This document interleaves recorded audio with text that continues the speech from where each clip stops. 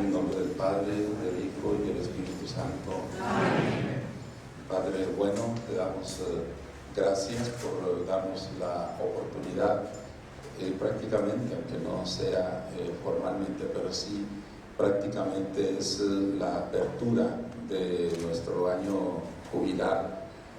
Este año jubilar que significa una preparación para celebrar gozosos los 50 años de nuestra arquidiócesis, entonces diócesis de Tijuana, dándote gracias por el trabajo de todos los misioneros que nos precedieron, que hicieron posible que se fuera anidando en el corazón de la población de esta península el Espíritu de Dios para ir edificando tu iglesia. Te pedimos que nos bendigas y que por intercesión de Nuestra Señora de Loreto, que fue quien vino acompañando a estos primeros misioneros y a abrir las zanjas de la evangelización, que para nosotros también derrame abundantemente sus gracias. Bendice este momento que es, repito, prácticamente el inicio, la apertura de nuestro congreso, y que nos veamos en el futuro próximo llenos de frutos de vida eterna. Te lo pedimos por Jesucristo, tu Hijo, nuestro Señor. Amén. Pueden sentarse.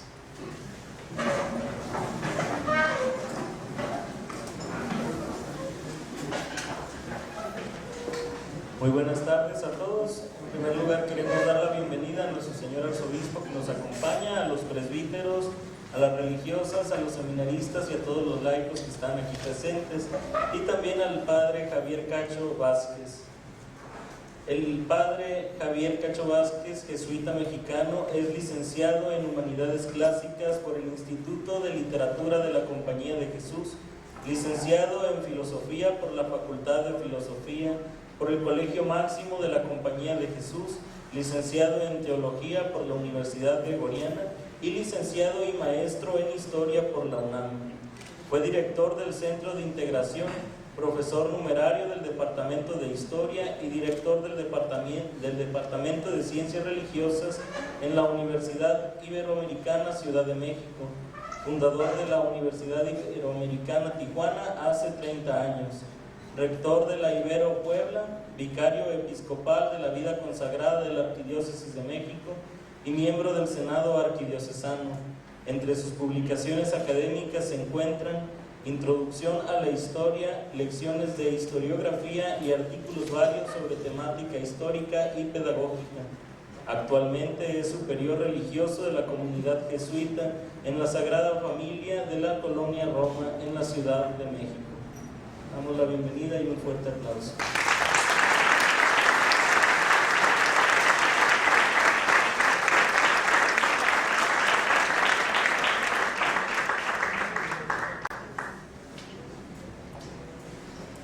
Muchas gracias, señor arzobispo, queridos hermanos, queridas hermanas todas. Les agradezco mucho esta invitación. Yo tengo muy en mi corazón a la Baja California. Aquí estuve cuando empezamos la Universidad Iberoamericana hace 30 años. Y me da mucho gusto comentarles este precioso patrocinio de Nuestra Señora de Loreto sobre California. Lo que les quiero comentar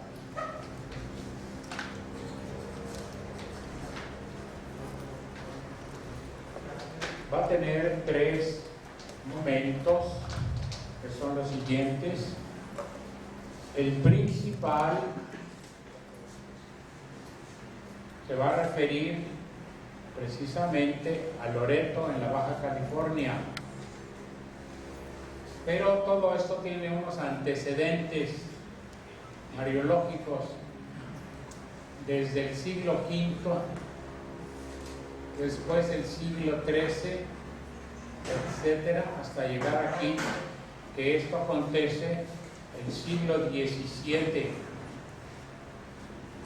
Y por fin les voy a comentar brevemente la espiritualidad mariológica para el presente del siglo XXI.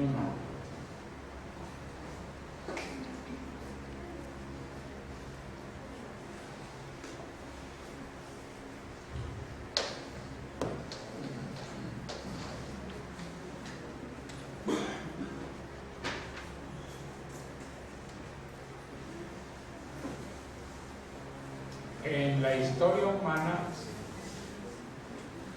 todo acontece aparentemente sin relevancia, pero se va viendo con el paso del tiempo que hay ciertos acontecidos tan importantes que van guiando la historia.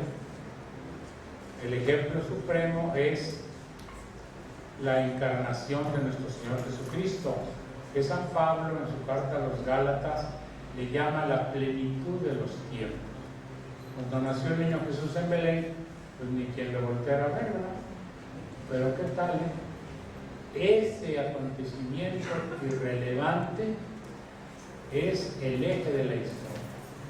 Bueno, con la Santísima Virgen María pasa algo semejante y vamos a empezar en el siglo V, cuando se juntaron los padres en el concilio de Éfeso y después de una acalorada discusión que no podemos ahorita comentar, se declaró a María, y ya se le llamaba Santísima, como Madre de Dios.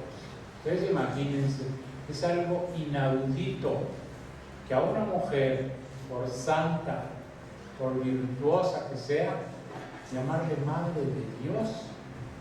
Bueno, insisto que hubo un gran debate previo, no fue así nada más, que culminó pues las discusiones de los teólogos de los principios de la Iglesia. Ahora, a partir de ese título, Madre de Dios, pues ya a la Santísima Virgen le podemos dar todos los títulos que queramos. Y el siglo V hubo ahí un señor que fue padre del concilio de Calcedonia, que compuso un himno precioso. Les voy a leer un trozo nada más. Este himno se conoce como Acáfistos. Ahora en un momento les digo por qué se le llama así. Y invoca a la Santísima Virgen con estas palabras, ya en base a que se le había nombrado Madre de Dios. Empieza describiendo: deseaba la Virgen comprender el misterio y al heraldo divino pregunta. El heraldo divino es el ángel Gabriel.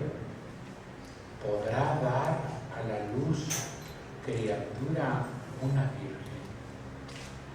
Responde, te ruego.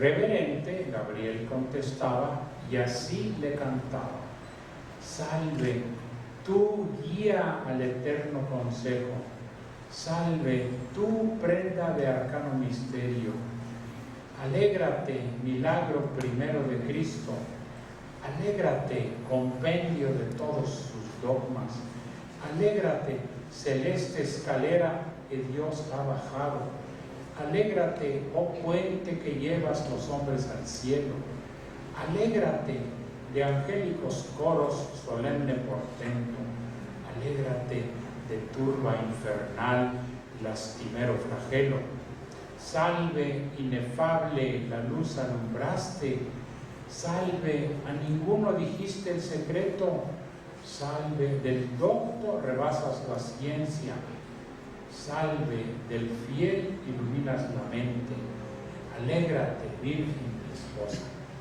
Miren, de estas preciosas invocaciones, este himno tiene 70, y no las puedo leer aquí por falta de tiempo, pero son hermosísimas. Bueno, ¿esto qué nos dice? Que los primeros siglos cristianos fueron sumamente devotos de la Santísima Virgen, pero a partir del siglo V, cuando se declara Madre de Dios, se viene una catarata de alabanzas a ella. Esto ya nos prenuncia las letanías laurentanas, que son las que se rezan con el rosario, están aprobadas por los papas desde el siglo XVII. Ahora nos vamos a ir ya ahora al siglo XIII.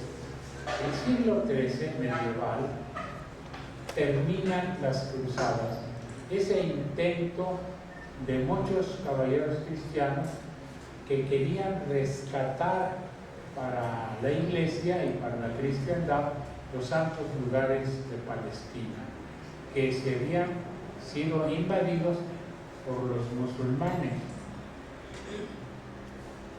Las primeras batallas las ganaron los cruzados y recuperaron Jerusalén y la Tierra Santa. Pero con el paso del tiempo, los musulmanes que estaban más cercanos, por ser todo aquello su lugar de origen, emprendieron una reconquista y derrotaron totalmente a los cruzados. De tal manera que ya para mediados del siglo XIII ya los habían echado para afuera. Y se habían quedado algunos en calidad de monjes en el Monte Carmelo, donde se fundó la Orden de los Carmelitas, pero de ahí también los arrojaron. Y años después, los cristianos, poquitos que habían quedado, ya no como cruzados, sino como fieles cristianos ahí, tenían miedo de que profanaran la casa de Nazaret, que según la tradición se había conservado. Y entonces tomaron como reliquias, ¿no?, ladrillos, piedras de esa casa, que era una casa muy modesta, y se la trajeron a Europa. Va a empezar una tradición de devotos que los ángeles tomaron la casa de Nazaret y la trajeron por los aires.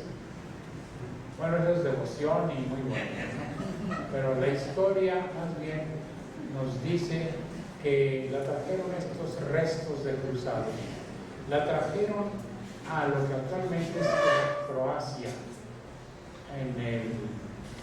en la península de los Balcanes, y ahí estuvo muy poco tiempo, y de ahí se llevaron estas reliquias a Italia, cruzando el mar Adriático, y la depositaron más o menos como a la mitad de la península italiana, en un lugar lleno de laureles. Era como un bosque de laureles. De ahí le viene el nombre de Loreto. La raíz latina es laus, que es alabanza, laurea, que es las hojas del árbol, ¿verdad?, para coronar al que triunfa. También se hablaba de coronar al que sacaba un doctorado académico, etc. Y en lugar de muchos árboles de laurel, en italiano se dice Loreto. De ahí se puso una pequeña capilla y la Santísima Virgen empezó a hacer muchos favores ahí. Empezaron a acudir los fieles, ya luego peregrinaciones de varias partes, de tal manera que se empezó a construir un santuario. Y la gente daba gracias del favor recibido poniendo un exvoto en las paredes del santuario y escribiendo alabanzas a la Santísima Virgen María. Y ese es el origen de la letanía lauretana. Estas que conocen todos ustedes y se recitan después del rosario. Ahora, esa devoción de ir a Loreto se empezó a hacer muy intensa, de tal manera que sabemos que por ahí fueron a encomendarse a la Santísima Virgen San Francisco Javier, cuando iba de paso para ser misionero del Oriente, San Francisco de Borja, que fue el tercer general de la Compañía de Jesús, San Carlos Borromeo, el gran arzobispo de Milán, y San Luis Gonzaga, todos estos santos del siglo XVI. El siglo XIX fue a venerar a la Santísima Virgen de Loreto, Santa Teresita del Niño Jesús, que era muy jovencita, fue con su papá y una de sus hermanas en una peregrinación, hicieron a Roma y pasaron por Loreto, y ella ahí se encomendó a la Santísima Virgen. Y el siglo XX, entre otros, estuvo ahí San Maximiliano Kolbe, este santo franciscano polaco que murió mártir en los campos de concentración. Y el Papa Juan XXIII, el 4 de octubre de 1962, en vísperas de abrir el Concilio Vaticano II, fue a encomendar todos los trabajos del concilio a Loreto. Por esa razón, la semana pasada, el 4 de octubre, fue su Santidad Benedicto XVI a encomendar el Sínodo de los Obispos, que tengo entendido que se va a abrir el día 10 o 11 de hace unos días, para conmemorar el 50 aniversario de la apertura del Vaticano II e inaugurar el Sínodo de la nueva evangelización y el año de la fe que quiere su santidad. Y ahí también fue Juan Pablo II en 1979 y expresó lo siguiente: la luz que brota por la tradición de la Casa de Nazaret en Loreto haga posible que la fraternidad se convierta como en una gran casa familiar, la gran casa habitada por una comunidad de fe. Ahora bien, en esta tradición mariana que estoy yo refiriendo, podemos encajar y encontrar esta devoción lauretana. Vamos a entrar ahora al punto segundo, que es el principal. A mediados del siglo XVII nacieron en Centro Europa 3 personas que van a entrar a la comunión de Jesús y que van a venir a la Nueva España como misioneros. Los 3 sumamente relevantes. Ellos nacieron en Centro Europa, en el norte de Italia, cuando había terminado la Guerra de los 30 años. La Guerra de los 30 años fue algo espantosísimo, que bañó de sangre todo lo que era el Imperio Germánico y acabó con el mismo, por luchas religiosas, que en el fondo eran luchas de poder. Como siempre, ¿no? La política quiere el dominio, y se había dado un decreto terrible, ¿no? Que decía que el señor, se usaban señores de la nobleza, ¿verdad?, que dada la religión que escogiera el señor, los súbditos de ahí tenían que seguirla, que no les quedaba de otra. Entonces, claro, se dividió todo, ¿no?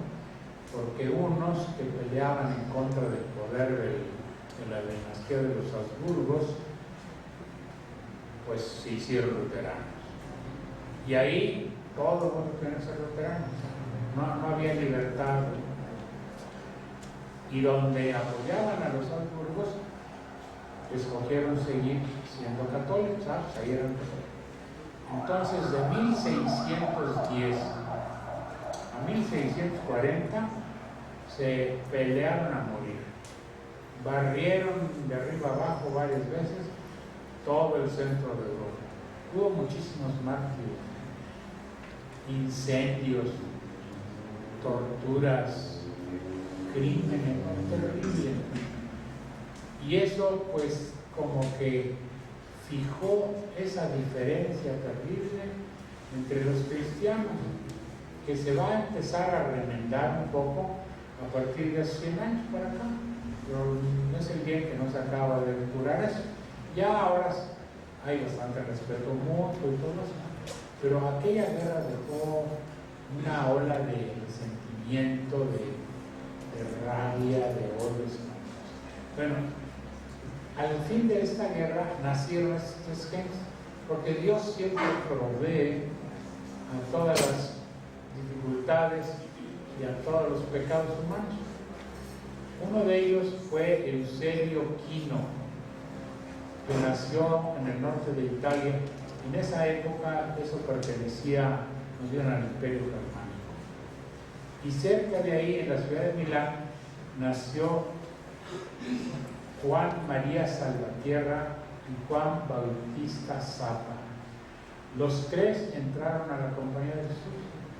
Los tres pidieron venir a Nueva España y fueron de los misioneros más importantes que hubo en el siglo XVII. Los jesuitas tenían asignado para su evangelización todo lo que es el noroeste de nuestro actual país. Ellos empezaron a misionar en el Nayar, luego siguieron por todo Sinaloa, Durango, Chihuahua, Sonora y California. Yo aquí voy a llamar California a esto de aquí porque esto era California. No había otra cosa que fuera California. Durante un poco más de 150 años, cerca de 170, 80 años, ellos trabajaron muy afanosamente en todas estas partes y fundaron muchas misiones. Iban avanzando poco a poco. Hay que notar que esta región era desaculturada, es decir, de gente que no conocía la agricultura, eran trashumantes, cazadores, recolectores y gente pues, muy bárbara. Entonces se hablaba de reducirlos, es decir, de invitarlos, pues con mucho heroísmo, ¿verdad?, a que se reunieran en pequeñas comunidades para poderles enseñar la agricultura. Los evangelizadores traían del centro de la Nueva España caballos, ganado mayor, ovejas también, para empezar la ganadería y empezar un proceso de civilización, de asentamiento de estas gentes. Y lo iban logrando. Llegamos así ya hacia las últimas décadas del siglo XVII, en que ya habían llegado estos tres jóvenes, y el primero de ellos, el padre Eusebio Quino, que se había puesto también el nombre de Francisco en honor a San Francisco Javier, que lo había librado de la muerte estando joven en Europa. Él venía pues con el aura de un gran científico, cosmógrafo, geógrafo, matemático, etc.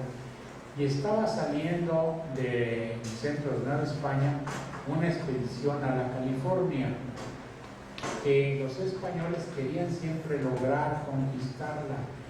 Había la tradición, la ilusión también, de que estaba el mar de California lleno de perlas, y que eso era una mina de riqueza inaudita, y que había que conquistarla. Se habían hecho intentos que habían fracasado por el mal clima de la península, que es seco y se consigue el agua con mucha dificultad, no tenía muchas tierras de labor, etc., montuoso, rocoso, y los medios técnicos de la época pues no facilitaban el asentamiento. Entonces salió esta expedición muy grande, ¿no?, al mando de un almirante, y el virrey le pidió al padre Quino, acabado de llegar a Nueva España, que se viniera a la California. Él era científico, para ayudar, y se vino con la gente. Y él aquí estuvieron un poco más de 2 años, algo así, y no pudieron resistir por falta de bastimentos y de agua. Entonces el almirante Atondo decidió que se regresara. Él no se podía. Y el padre Quino dijo: almirante, déjeme quedarme aquí en la California. Yo me quedo con los que quieran, yo aquí me las arreglo. No lo dejó.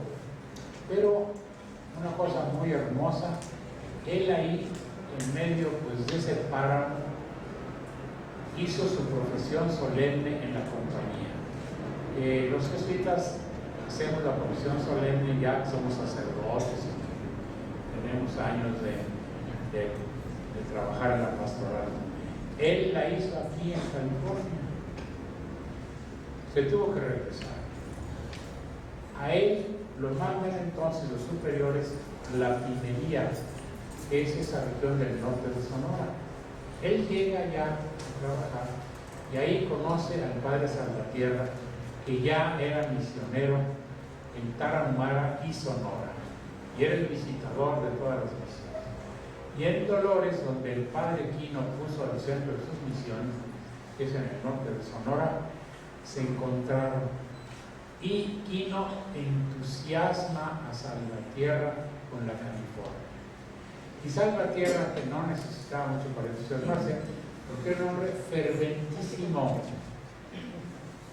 Dice, claro que tú y yo nos vamos a la California. ¿Y cómo le vamos a hacer? Bueno, ya Dios nos dirá. Y Salvatierra ya era devotísimo de la Virgen de Loreto. Que había venido con el padre Zapa, que también era devotísimo. Y hacemos patrona de la California a la Virgen de Loreto. Y ya vas a ver qué se hace. Entonces van a la Ciudad de México y hablan con el provincial. Les dice, bueno, yo sí les doy permiso, pero todo depende del virrey, porque toda tierra se tomaba a nombre de su majestad. Aquí entre paréntesis, el Imperio Español fue enorme por los evangelizadores, porque los españoles que venían no se querían tomar molestias, ellos se quedaban ahí en el centro, en las ciudades, etc. Pero nadie iba a las lejanías que eran esto de acá. Fueron los evangelizadores los que ampliaron el imperio con su celo apostólico. Entonces, con el permiso del provincial, van a ver al virrey. Y al virrey les dice, miren, a mí me da mucho gusto que quieran ustedes ir a la California, pero a mí ya me dijeron de parte del Consejo de Indias y de parte de su majestad el rey, que ni un maravedí eran los centavos de la California. O sea, ni un centavo para la California. Ya se gastó mucho y ya no quieren gastar un centavo más. Pero es que las perlas se rescatan, pues se las lleva el que quiera. Entonces ya no gastamos nada. Entonces, fíjense lo que es el celo apostólico. Quino y Salvatierra platicaron. Mira, vamos a persuadirlo. No le vamos a pedir nada. Que nosotros nos arreglamos, pero que nos autorice. Y que nos dé mando sobre la Guardia Militar. Porque todas las misiones estas con gentes desaculturadas, muy salvajes, eran riesgosísimas. Lo primero que te podían pasar era que te comieran vivo.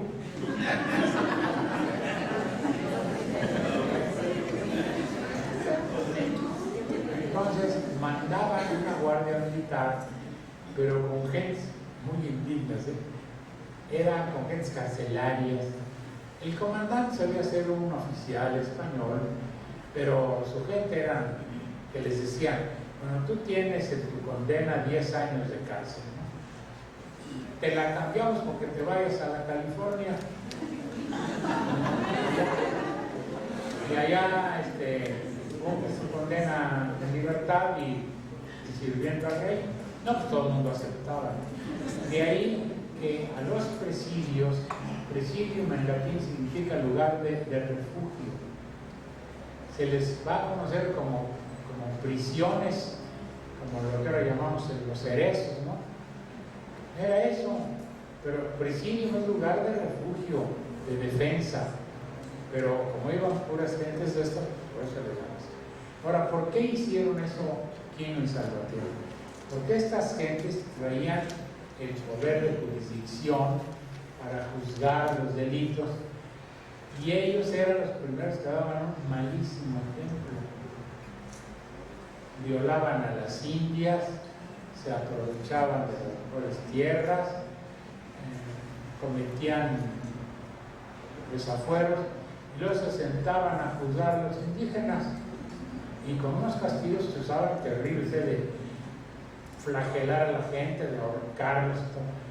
Y la gente decía, yo no me quiero ser cristiano, si ser cristiano se como eso, no quiero. Y eso les dificultaba a los evangelizadores muchísimo y se quejaban mucho de eso. Entonces, Quino y Salvatierra le dijeron al virrey: mira, no te pedimos ni un centavo, pero sí el mando sobre el presidio militar, no vamos a hacer nada. Y se los dio. Eso le pasó a Colón tiempo antes, cuando nadie pensaba que existiera el continente americano ni el Océano Pacífico, ¿no? Cuando él le fue a decir a los reyes que lo nombraran almirante del mar Oceánico, sí, como de qué más quieres, lo que sea, le firmaron todo. Y ya que se supo que esto era un nuevo continente, no le dio nada, ¿eh? Bueno, pues así un poquito va a pasar aquí. El virrey, sí, con tal de que vayan y que yo no les dé ni un centavo. Entonces ellos, con amigos y bienhechores, al padre Salvatierra ya lo conocían más, porque había trabajado por el centro de la Nueva España, se fueron a Acapulco a conseguir una galeta en un barquito de la época, y para llevar bastimentos desde Acapulco, que era un puerto importante, ha llegado el nao de China, desde Filipinas, etc. Estaba muy bien armado ese puerto contra los piratas, que llevara bastimentos hasta la California. Y el padre Quino, que se regresó a la pimería, ustedes imagínense, ahí en Caborca, pues allá medio, es la entrada del desierto del altar, se puso a fabricar un barco ahí él, con los pinas. Quino era industriosísimo el señor, y ahí a rajar árboles y a, bueno, ahí empezó para luego llevarlo, los tablones, y armarlo en el Golfo de California. Bueno, pues quedaron los dos de verse en la tierra de los yaquis, que ya habían evangelizado a los jesuitas, ya tenían ahí buenas labores, tierras de ganados y de todo. Y llegó ahí el padre Salvatierra, y Quino tenía que llegar de la pimería. Pues es que aquí se habían levantado los pinos, y cuando se rebelaban estas gentes, quemaban todo, rompían de 5 o 6 soldados que traían sus arcabuces y sus armas, ¿no? Y desembarcó a donde le había dicho Quino, en la bahía de San Bruno, que le había dicho: mira, es el lugar ideal para que desembarques. Pero él vio que un poquito más al norte, creo yo, no me acuerdo bien, estaba el lugar que escogió el padre Salvatierra, y le puso inmediatamente bajo el patrocinio de la Santísima Virgen de Loreto. Y ahí puso el centro. La historia que se conoce, porque el padre Salvatierra escribió un relato muy puntual de esta llegada, y lo mandó al padre Ugarte, que va a ser otro gran misionero de California. Y luego los historiadores posteriores retomaron esto e hicieron la historia de la California. Pues un relato de lo más heroico que ustedes puedan creer. Llegó ahí, pusieron un pequeño campamento, y los guaycuros a rodearlo y a aventarle de flechazos y de pedradas y de todo. Y los soldados ahí librando las piedras le decían al padre Salvatierra, que era el jefe militar, no se les olvide: pues no les disparen, no respondan aquí, que Dios nos toca. Pero ¿cómo vamos a aguantar esto? ¿Nos van a matar? No, esperen. Estuvieron casi un mes aguantando el asedio de los guaycuros. Y el padre Salvatierra, él solo, porque ninguno se atrevía a salir con él, se salía solito del campamento, llevaba pinole y canicas y regalitos a la gente, y bueno, les hablaba señas, no sabía la lengua, pero con actitudes de cariño, y él jugándose la vida. Después de un mes ya se calmaron, les daba pozole también, les llevaba maíz tejido. Que no es el pozole muy bueno que se está ahora, pero bueno. Y así se los ganó. Y él se encomendaba a la Virgen de Loreto. Ahora vamos a retroceder un poquito de tiempo para lo siguiente. Miren, como este Salvatierra era un hombre tan generoso, tan fervoroso, tan bueno, el provincial de la compañía lo hizo maestro de novicios en el noviciado de Tepoztlán, que fue un templo que se más bonito que hicieron los jesuitas en la Nueva España, y lo sacó de las misiones de aquí de Sonora y de la Tarahumara. Y en la visita que hizo el provincial al noviciado se enfermó. En esa época te enfermabas de algo y te morías de todo. No había remedio. Y Salvatierra le dice al provincial: mira, te voy a encomendar a la Virgen de Loreto para que me des el permiso de ir a la California. Pues el provincial se alivió y fue cuando le dio el permiso. Y él, en esos tiempos, el padre Salvatierra le escribió a su amigo el padre Zapa, le escribió estas palabras desde Guadalajara, donde él era rector del colegio. Dice: este fuego de ir a la California está vivo en mí y ahora revienta por aquí, ahora por allá, y será fuerza si no le dan lugar por México, es decir, del virrey, el provincial, que reviente hasta Madrid y Roma, que es donde está el rey y el papa, ¿verdad? Quam spero propitiam es un latinismo que alude a cuando San Ignacio, antes de fundar la compañía, se acerca a Roma y ahí se le manifestó a nuestro Señor y le dijo que iba a ser propicio en Roma. Y esta es la opción que hace Salvatierra a que va a venir a California. O si pudiera hablar media hora con vuestra reverencia y con Zapa de la grande injusticia que se comete contra la California, ¿verdad? De que lo tienen abandonada y que por motivos económicos no le hacen caso. Bueno, esas palabras son muy preciosas del padre Salvatierra. Para todo esto, su amigo el padre Zapa era evangelizador en los pueblos del centro de Nueva España y en el colegio de San Gregorio de la Ciudad de México, que era el colegio que los jesuitas tenían para los indios, porque el imperio español era sumamente racista, no había capilaridad social ni nada. Entonces había colegios para blancos y colegios para indios. Y ahí en San Gregorio el padre Zapa le hizo una capillita a la Virgen de Loreto. Y luego consiguieron un bienhechor, un señor muy rico de San Miguel, un señor de la Canal, que está ahí en San Miguel, ahí en Guanajuato. Ustedes ven una casa preciosa, era de esta familia. A él le pidieron y él pagó la capilla de Nuestra Señora de Loreto en el noviciado de Tepoztlán, que ahí entre el padre Zapa y el padre Salvatierra hicieron, todavía está ahí, y otra capilla en San de Loreto en San Miguel. Como ven, antes de llegar a California ya estaba aprendiendo mucho toda esta devoción. Bueno, volvemos ahora acá a California. ¿Y qué sucede? Pues que se establece ya la cabecera de la misión y empiezan a avanzar hacia el interior, fundando misiones. Van a ir hacia el sur, van a llegar hasta Los Cabos.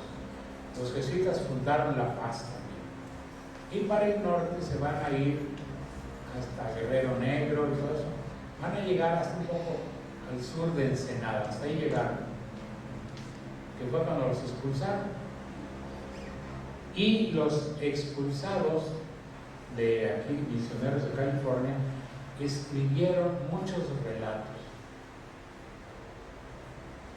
Como los regresaron a Europa y se acabó la compañía, el Papa la exterminó.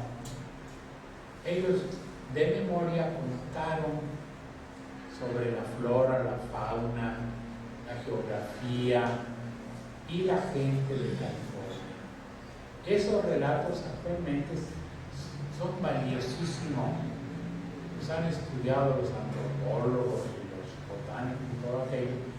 Y un padre que se llamó Miguel del Barco, que estuvo toda su vida aquí en California, escribió un relato largo sobre todo. Y ese relato lo tomó el padre Clavijero, que también estaba desterrado en Italia, y él redactó, era un buen escritor, la historia de la California, que se ha publicado varias veces, es un libro muy clásico. Bueno, estas misiones necesitaban un apoyo total de evangelizadores, de bastimentos, de renovación de utensilios y todo.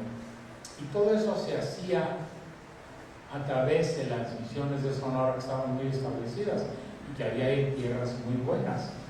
Entonces mandaban periódicamente a Loreto, que era el centro de todo eso. Ahí estaba también el centro militar. Y hubo cosas tan hermosas como Salvatierra, repito, era un hombre muy virtuoso. El alférez así le llamaban al oficial de la Guardia Militar, un alférez español, que era el comandante. Le impresionó tanto la vida del padre Salvatierra que pidió entrar a la compañía y entró para ser hermano lego.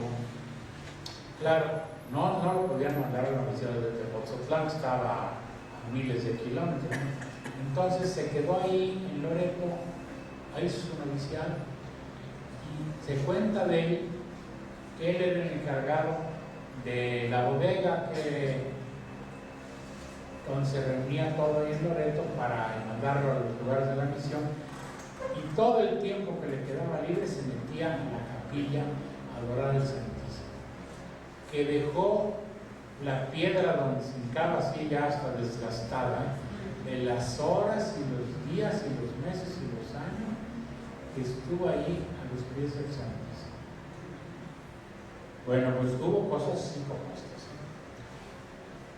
Otras de las cosas que se cuentan así muy bonitas fueron lo que hizo el padre Ugarte.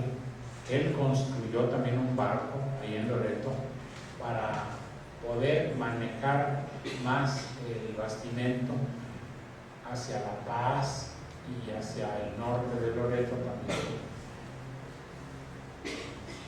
Algo también muy importante que sucedió en estos tiempos fue que el padre Quino, como le interesaba mucho el hacer los mapas bien hechos con buenas distancias y croquis, etc., le dijo a Salvatierra: oye, mira, hay una duda de que la California sea península o sea isla, más bien se inclina a que sea isla. ¿Por qué no investigamos eso? ¿Saben cómo? El padre Salvatierra se fue a Sonora y ahí se quedaron de ver. El que llevaba todos los bastimentos y las mulas y la gente, porque era el padre Quino, ¿no? Y el padre Salvatierra llevó la imagen de Nuestra Señora de Loreto y se fueron bordeando el desierto de Altar hasta llegar a la desembocadura del río Colorado, y ya desde ahí atisbaron que pues esto era una península. Entonces el padre Quino fue el primero que hizo un mapa realmente serio, científico de la California.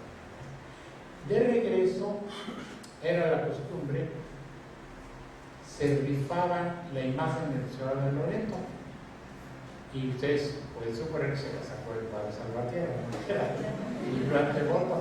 Y esa es la imagen que él dejó ahí en la misión de Loreto.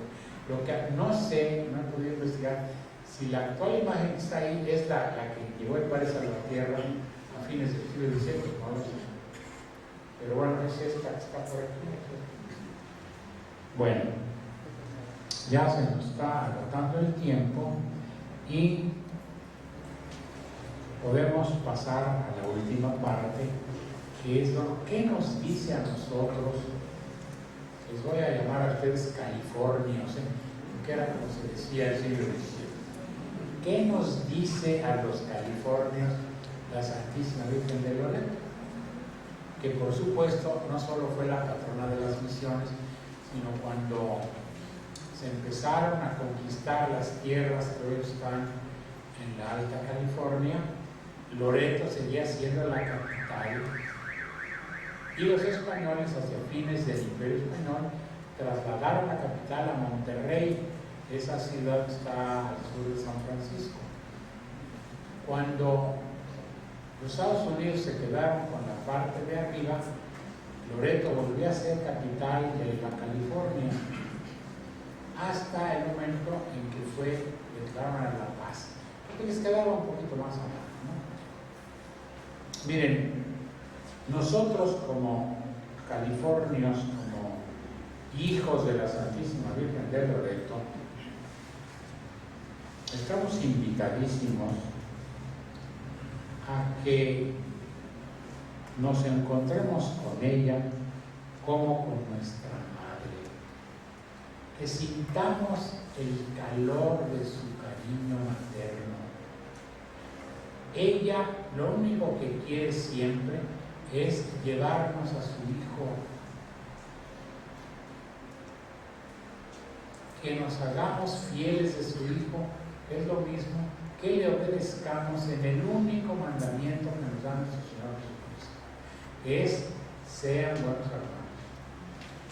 Nos cuesta mucho trabajo, pero echándole ganas, lo agradamos, lo obedecemos y cambia el mundo. Al mundo no le van a cambiar las leyes, la política, el dinero, la industria, la globalización, menos las bombas nucleares. No, lo va a cambiar la fraternidad. Esa es la salvación que vino a anunciar Jesucristo. Ese es el Evangelio. Y eso es la pura verdad. Pero el Evangelio cambia, empieza por mí. ¿Y cómo empieza el Evangelio? Que yo me convierta a la fraternidad. Que me cuesta trabajo, siempre va a haber motivo para quejarme de todos, de criticarnos, de descalificarnos, de pelearme, de odiarnos, sí, con muchas razones buenas.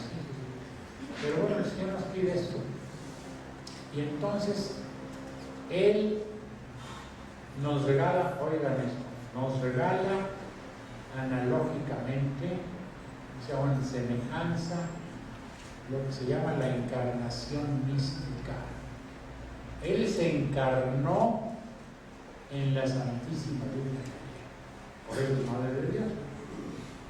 Bueno, Él quiere encarnarse en cada uno de nosotros, que nosotros seamos su presencia viva.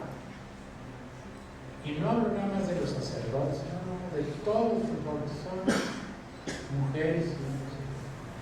Y cuando nos dejamos transformar por nuestro Señor Jesucristo, cambiamos nuestro entorno y cambiamos el mundo, y empieza a ser cierta la justicia, la libertad y la paz. Porque la salvación no empieza por la justicia. Miren, hay toneladas de leyes, de discursos, de la justicia. No llegan a nada, porque no hay fraternidad. Dios empieza por el amor. Y de ahí al ratito sale la justicia y la libertad y la paz, sale todo. Y si no, no sale. La ONU que le hicieron después de la Guerra Mundial, entonces, ¿qué dijeron ahí? Después del 11 de septiembre, vamos a bombardear, ¿no? Que la ONU, no, ahí no hay nada que bombardear, no hay con la ONU y sin la ONU y contra la ONU, vamos. Y claro, el Islam está en contra de esas personas. O sea, instituciones, La Virgen de Loreto, como patrona de California, quiere hijos dóciles a su Hijo Jesús. Y encontramos lo que dice el Evangelio, el tesoro en nuestro campo. El campo somos nosotros. Ahí está Jesucristo nuestro Señor. Él se quiere encarnar ahí en nosotros. Y dice el Evangelio que el hombre que encontró el tesoro en su campo fue y vendió todo para comprar aquí. Eso nos pasa cuando encontramos a Jesucristo nuestro Señor. San Pablo dice que todo lo tiene como basura con tal de poseer a Cristo. Entonces es la versión cristiana.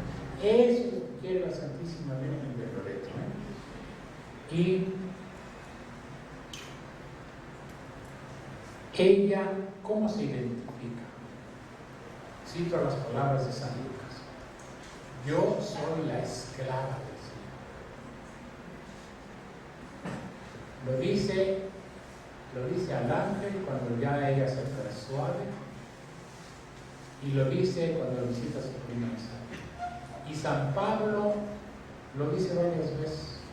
Es Pablo, esclavo de Jesucristo. Si yo no hubiera predicado el Evangelio que les prediqué a los Gálatas, no sería esclavo de Jesucristo. Bueno, Cristo nos lo dice en serio. Si la esclavitud es la prueba inhumana que es que esa palabra tiene dos sentidos totalmente opuestos. Es la esclavitud del amor y es la esclavitud de la inhumanidad. Y el Señor, como nos dice la Santísima Virgen María y San Pedro y San Pablo y todos los buenos cristianos y cristianas, se hacen obedientísimos, que ya no tienen voluntad propia, que solo quieren cumplir la voluntad del Señor. Eso es ser esclavo. Y ser esclavo del amor es vivir enamorados y perdonar las ofensas. Miren, no quejarnos, porque por ahí empezamos. No criticarnos, no mordernos, no descalificarnos. Y entonces nos va creciendo el corazón, porque el corazón de nuestro Señor ya está en nuestro pecho. Y entonces nos cambia la vida, y cambia nuestro entorno, y cambia nuestra familia. Bueno, eso quiere la Santísima Virgen. Y vamos a terminar esta exposición recitando con mucho fervor las letanías de la Santísima Virgen de Loreto, que desde el medievo se empezaron a extender por toda la Iglesia. En el año 1601 el Papa las declaró oficiales en la Iglesia y les concedió indulgencia. Bueno, nos vamos a poner de pie y vamos a recitar con mucha devoción la letanía lauretana. Santa María, Madre de Dios, Santa María, Virgen de las Vírgenes, Madre de Jesucristo, Madre de la Iglesia, Madre de la Divina Gracia, Madre Purísima, Madre Castísima, Madre Virgen, Madre sin mancha, Madre Inmaculada, Madre amable, Madre admirable, Madre del buen consejo, Madre del Creador, Madre del Salvador, Virgen prudentísima, Virgen digna de veneración, Virgen digna de alabanza, Virgen poderosa, Virgen clemente, Virgen fiel, espejo de justicia, trono de la eterna sabiduría, causa de nuestra alegría, vaso espiritual de elección, vaso vaso precioso de la gracia, vaso de verdadera devoción, rosa mística, torre de David, torre de marfil, casa de oro, arca de la alianza, puerta del cielo, estrella de la mañana, salud de los enfermos, refugio de los pecadores, consoladora de los afligidos, auxilio de los cristianos, reina de los ángeles, reina de los patriarcas, reina de los profetas, reina de los apóstoles, reina de los mártires, reina de los confesores, reina de las vírgenes, reina de todos los santos, reina concebida sin pecado original, reina llevada al cielo, reina del Santísimo Rosario, reina de las familias, reina de la paz, reina de la California. Bueno, pues siéntese por favor. Me ha dado muchísimo gusto estar con ustedes. No sé si hay algún minutito para alguna pregunta que ustedes quieran hacer o algún comentario.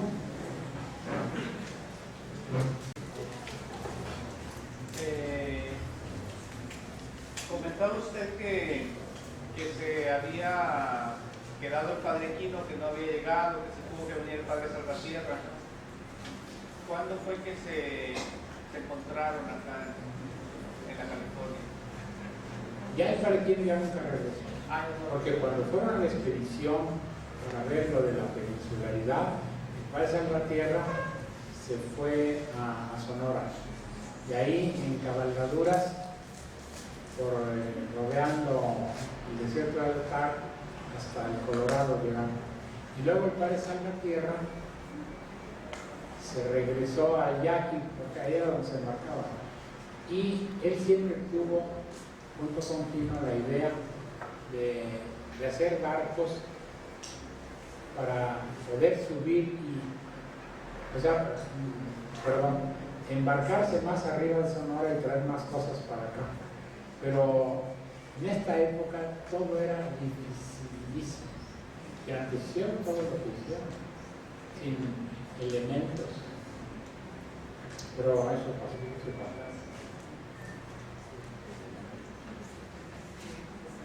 Sí, señor. Pues qué bueno que usted añadió Reyes de las Californias, lo vamos a tener que añadir nosotros.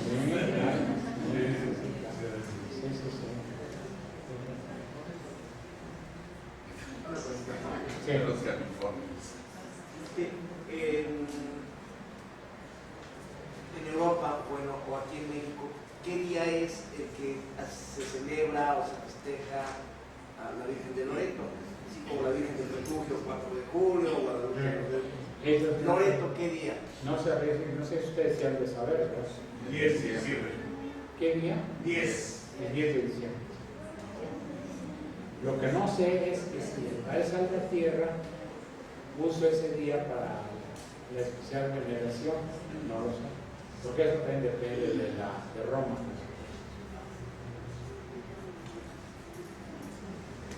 Bueno, cuando vayan ustedes a la Ciudad de México y vean que vale la pena, actualmente está ahí el Museo del Virreinato, ahí está la casa de Loreto, que hizo el Padre Salvatierra y el Padre Zapa, y todo eso.